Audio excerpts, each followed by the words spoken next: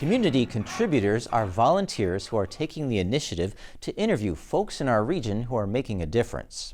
Last week, our contributor Anna Hewitt Channel interviewed ADK Woman founder LeeAnne Ruff of Keysville, New York.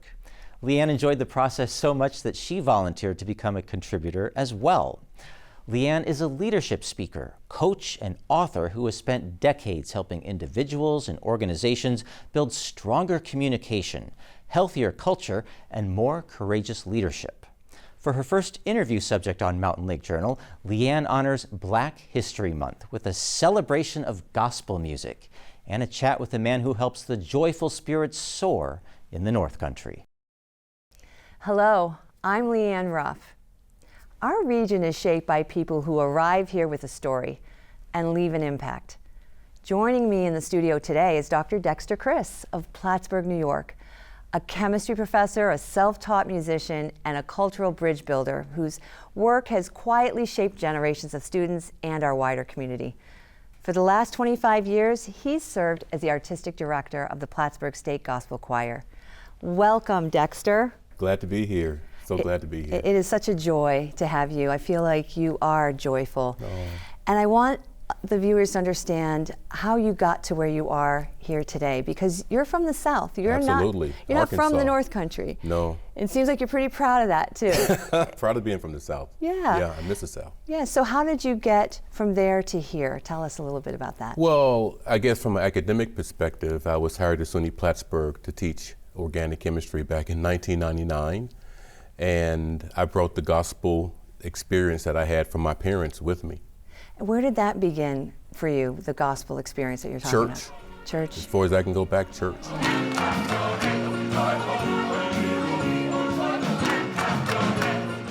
Music is very different than chemistry. Mm-hmm. So how did you go from, what got you involved in chemistry, first of all? Right.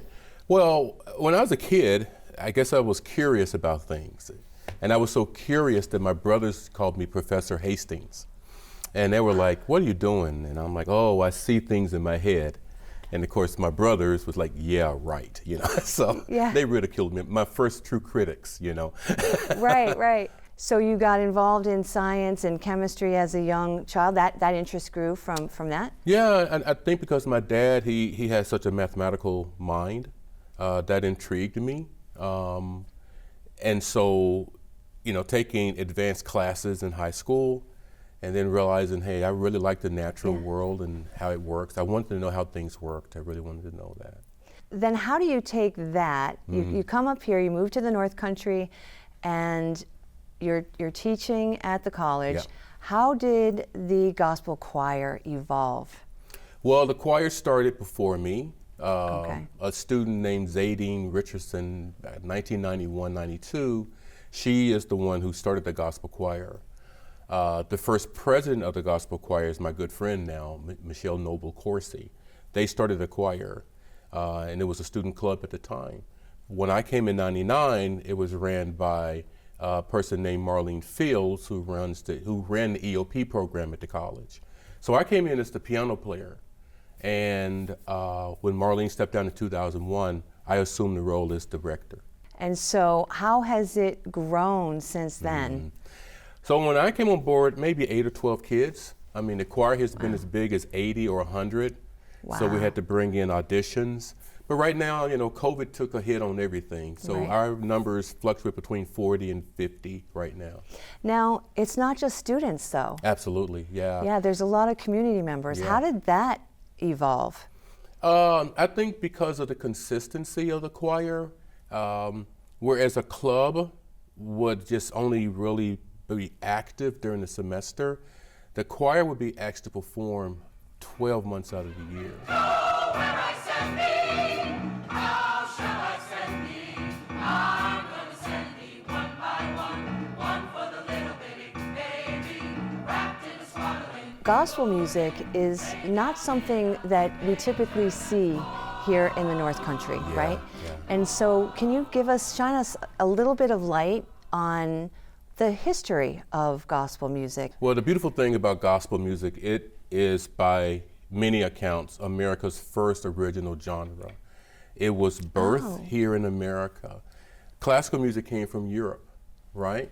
But gospel music was birthed here in those fields down south primarily. And those slaves, of course, took the hymns from the European aesthetics, applied the rhythms and harmonies from the African aesthetics, and those two totally different cultures came together in those plantation fields and created what we now know as gospel music.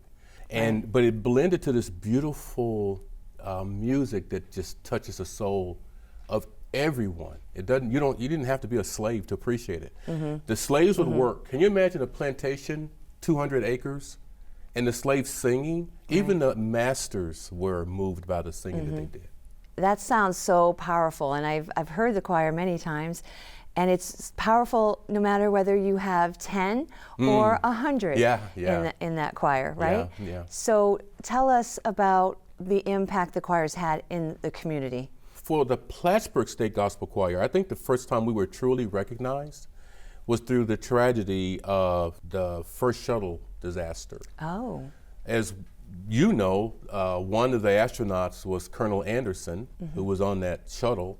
And so they had a memorial service here in Plattsburgh to honor him. And I remember I was home and I get a phone call from the mayor of Plattsburgh, hey, I need you to do this. And we sung a song called I Will Lift Up Mine Eyes to the Hills, from which cometh my help. The song's called My Help, and we sung that song. And I realized then, on that day, just how important that choir was to this community. Because selfishly, I said, no other choir but this gospel choir could bring some healing to this community. And that's what we did. And we've been doing that ever since. So your choir is really looked at in the community as a source of grace and joy and strength and hope. Right. So in the broad sense, how have you felt the community has embraced the choir? So coming out of the South, and I grew up in Arkansas, and I went to college in Mississippi. You always didn't feel that the greater population accepted what you were doing as a gospel musician, as a gospel choir. I didn't really expect that to be any different moving to the North Country, where the black population was less than 1%. To my shock, I'm not shocked anymore, but to my shock, wow, people just like, we love this. We want to be part of this. And that was something I just didn't grow up having white or non-black choir members in my choirs. And many of my soloists are not black, as you can see. And so it's just amazing. And so it validates the work that we do, that everybody appreciates and want to be part of something that achieves excellence. Right. We achieve that. The community aspect of the gospel choir is now the backbone of the choir. And I'm very proud of that because when students come in, they have an opportunity to know the community in ways I don't think any organization really brings that on. We have medical doctors in the choir. We have retired librarians in the choir. We have people who were janitors that's in the choir. It's almost like Sunday school. It's very welcoming. It's very welcoming. Yeah. Right. I think that's the power of the music. That's the power of the music. Right. So and we don't want to hear about people should be a certain way to be part of the choir. That's not who we are. That is not. Now, if you can't sing, how do you feel your experience from coming from the South, a little boy who liked science and learning, and coming here and living here for as long as you've been here? How do you feel that it's transformed you? I think it has made me a better human. I don't think I would be the Dexter that people see had the North Country not been here to cultivate that in me. Sometime when you are doing good work, or what you perceive to be good work, the experiences associated with that won't be good. But that is totally opposite the case here. The good work is appreciated and therefore it seems to be validated. And when people come to the choir, I love when new people come to the choir and they realize, oh my goodness, why did I wait so long to do this? So you talk a lot about the power of the choir and the gospel music in our community. Right. Tell us a little bit about what it means to you personally. Well, personally, gospel music, I think is a compass, or the compass, which steers me. To make it very personal, when we lost my son Dalton 6 years ago at 18 years old, it was, of course, my faith in God, but the glue that held that faith was the music. And as I was saying before, we would be there for other people to help them heal. Now, all of a sudden, I had to sing those songs back to myself. I had to truly believe in those words, that I was just writing notes and, okay, sing that, sing that, sing that. Now I had to actually, if you sow in tears, you'll weep and you'll reap in joy. And I had to really start to believe in that fully more for myself.